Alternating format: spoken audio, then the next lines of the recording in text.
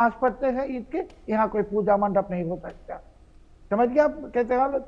बिल्कुल बिल्कुल कि जी बिल्कुल, ये साफ बताता है कि त्योहारों के भी रंग उड़ चले हैं जब से यूनुस राज में आए हैं। और अरविंद जी, जिस तरीके से शोएब जी ने भी बताया कि शेख हसीना के समय पर चीज़ें वे बेटर थी कंपैरेटिवली, तो क्या इस सत्ता के लिए, यूनुस राज के लिए लोगों ने इतनी लड़ाइयाँ लड़ी थी, लोगों ने इतना उपद्रव मचाया था?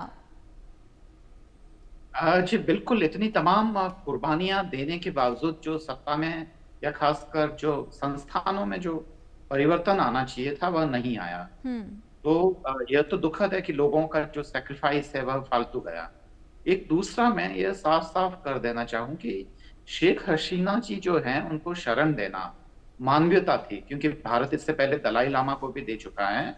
और ऐसा नहीं है कि शेख हसीना कोई भारत के पक्ष में कोई बहुत ज्यादा बेहतर कर रही थी या नहीं कर रही थी। कारण ये कि उस समय चीन और बांग्लादेश के संबंध भी उतने ही बेहतर थे और चीन का इन्वेस्टमेंट वहां आना शुरू हो गया था।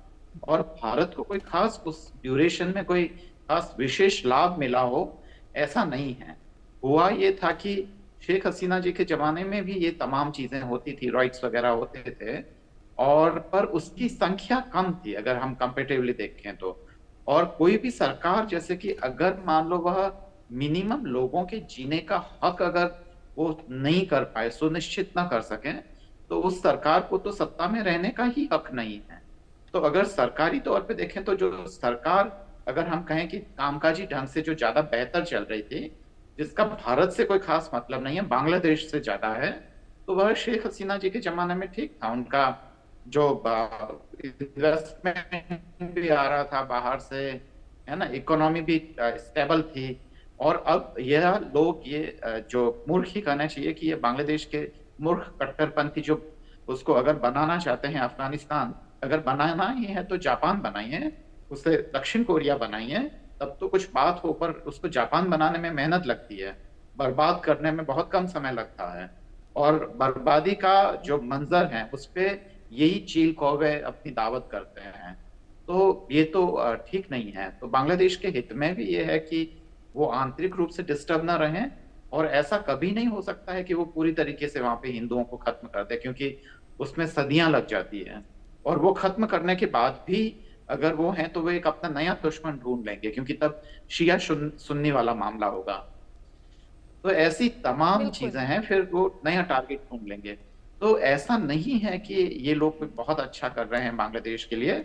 ये देशद्रोही है, बांग्लादेश को पीछे धकेलना चाहते हैं। भारत का केवल इतना है कि पड़ोस में शांति रहे, ताकि भारत का ध्यान उधर न जाए और सब मिलकर हम हमारी प्रोग्रेस के बारे में सोचते रहो। बिल्कुल। क्योंकि अनस्टेबल बांग्लादेश में जो विदेशी ताकतें हैं वो काफी हावी हो जाएगी, और जो भारत के हित में नहीं है। क्योंकि भारत बिल्कुल। के बगल में अगर विदेशी शक्तियां आती है, तो वो भारत के लिए और बांग्लादेश के लिए बिल्कुल भी ठीक नहीं हम्म। होता है। तो भारत ने अगर शेख हसीना जी को अगर वो दिया है, तो इसके कारण भारत को कोई खास फायदा हो या बिल्कुल, ये बांग्लादेश के भारत खिलाफ की हो, एक ऐसा तरीके बिल्कुल से भी नहीं है। मानवीयता, जिस यह तरीके एक से आपने कहा, और आपने प्रक्रिया बेहद अच्छा पॉइंट यहाँ पर रेज है। किया कि अगर बनना ही है तो अफगानिस्तान क्यों, जापान बनिए। लेकिन जापान बनने में वाकई मेहनत लगती है, इसी वजह से यहाँ पर कट्टरपंथी जो है अब अपना आतंक मचाते हुए नजर आ रहे हैं। शोएब जी, आपसे मैं क्लोजिंग स्टेटमेंट लेना चाहूंगी। आशा जी, मैं आपको और अरविंद जी को एक इंफॉर्मेशन शेयर करना चाहता हूँ कि बांग्लादेश में कोई डेमोक्रेसी के लिए कुछ नहीं हुआ पिछले साल। ये यूएस डीप स्टेट की एक साजिश थे बांग्लादेश को बर्बाद करने के लिए, जैसे कि नेपाल में भी अभी हुआ। तो आप हम लोगों को इसलिए समझने की कोई वजह है नहीं कि यूएस डीप स्टेट ने बांग्लादेश को डेमोक्रेसी करने के लिए किया। यूएस डीप स्टेट ने बांग्लादेश को बर्बाद करने के लिए किया, और उसी के कारण अभी ये बांग्लादेश को अफगानिस्तान बनाना चाहते हैं, गाजा बनाना चाहते हैं। और जैसे हमारे आदरणीय अरविंद जी ने कहा कि बनना है तो जापान बनो, दक्षिण कोरिया बनो, मगर ये तो जिहादियों को असाइनमेंट है। जितने जिहादी हैं ये सब देशद्रोही है। इन्होंने पैसा लिया है यूएस डीप स्टेट से, सुपारी लिया है बांग्लादेश को बर्बाद करने के लिए। आप देखेंगे नेपाल में भी ऐसे होगा। सो ये एक कॉन्स्पिरेसी, बहुत ही बड़ी साजिश है, गहरी साजिश। ये साजिश के जो रिजल्ट है, बिल्कुल। कॉन्सिक्वेंस है, नतीजा है, हम देख रहे बांग्लादेश में। तो सबको अभी सावधान होना है, भारत को भी सावधान होना कि अमेरिकन डीप स्टेट बहुत डेंजरस गेम खेल रहा है इस रीजन में।